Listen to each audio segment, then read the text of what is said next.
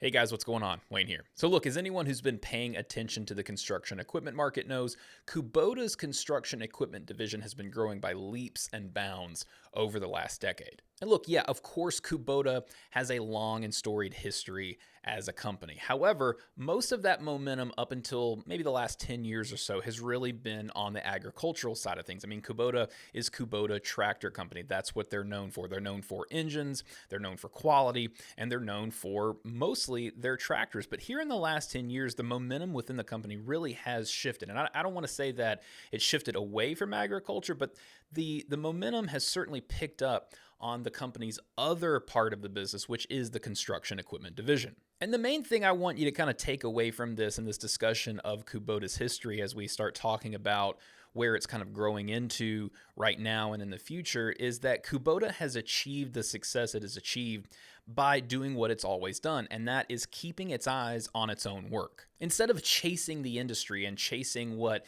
market share leaders are doing and kind of paying attention to that, Kubota really kind of relies on its customers to tell it what to do. They listen to the customers and they rely on their own kind of innate sense of where they would like to see their equipment go.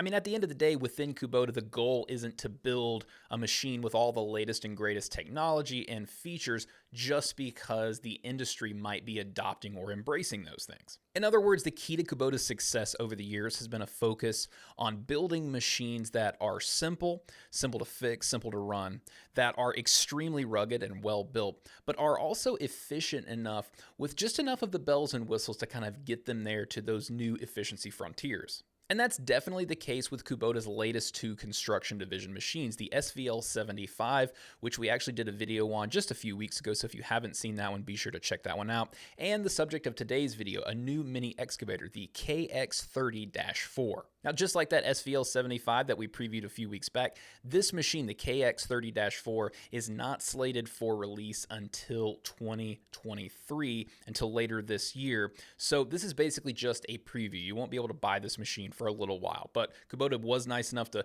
fly us out to Dallas to take a look at this machine and give you this preview. So here we go.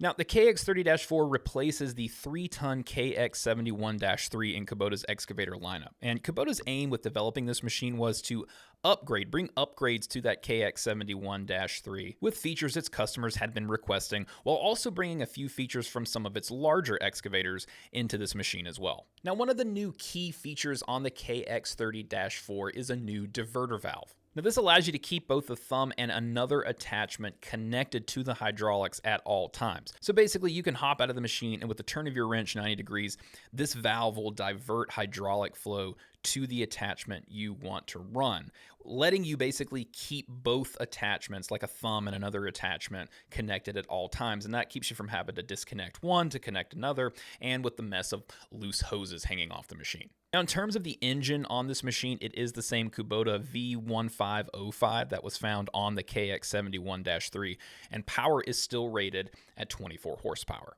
And the same pretty much goes for the rest of this machine's core components and the undercarriage. They're the same. They are carried over from the KX71-3.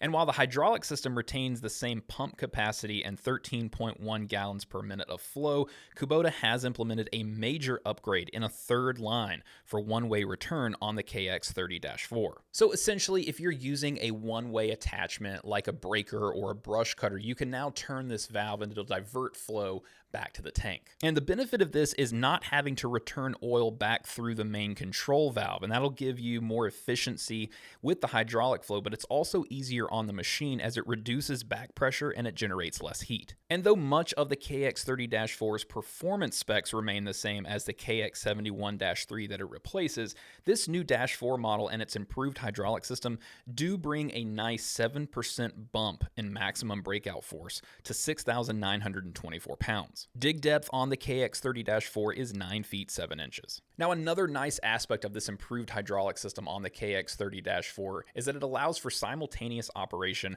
of the boom, arm, bucket, and swivel, made possible by two variable displacement pumps, keeping the right amount of oil flowing to each function.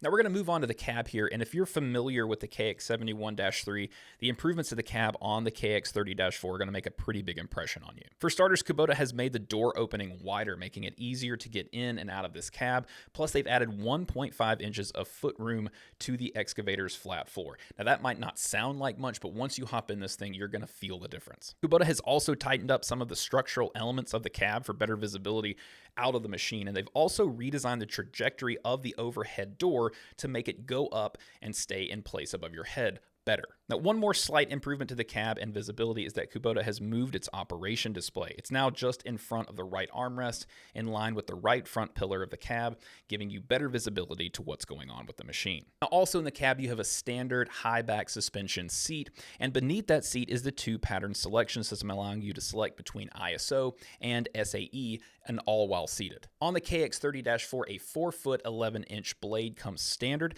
and Kubota now includes blade float on this model. Now that feature in particular speeds up finishing work after backfilling by allowing you basically to travel backward along the surface while the machine automatically adjusts the height of the blade. Now another new feature focused on making life easier for operators is auto downshift. Now this feature is designed to give you more traction when you're dozing with the machine or taking turns while traveling. And look, the way this works is that if you are traveling high speed, the excavator will sense based on the available traction and the terrain underfoot when a speed shift is needed. For instance, if you're in high speed when you go into a turn or a berm of dirt, this machine will sense that more traction is needed and auto downshift into low and then automatically shift back into high once you've completed that turn. Now, one other thing we wanted to note here, obviously there's no footage in this video of this machine working in the dirt. That's because we actually haven't been able to see it working in the dirt yet because this was just a preview. So this is just a preview of the machine. There may be more changes in store before it launches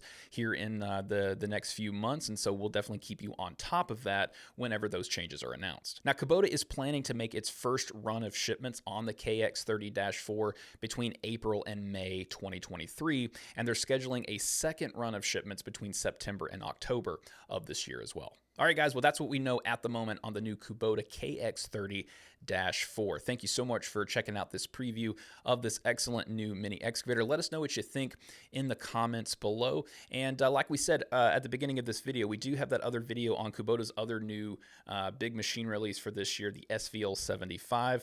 Be sure to check that video out as well. And be sure to check out ironpros.com, where you can research the KX30-4, the SVL75, and other machines as well. You can see new videos, you can compare specs. There's a whole lot going on at ironpros.com. Be sure to check it out. All right, guys, thank you so much for watching. We always appreciate your time. We'll see you in the next one.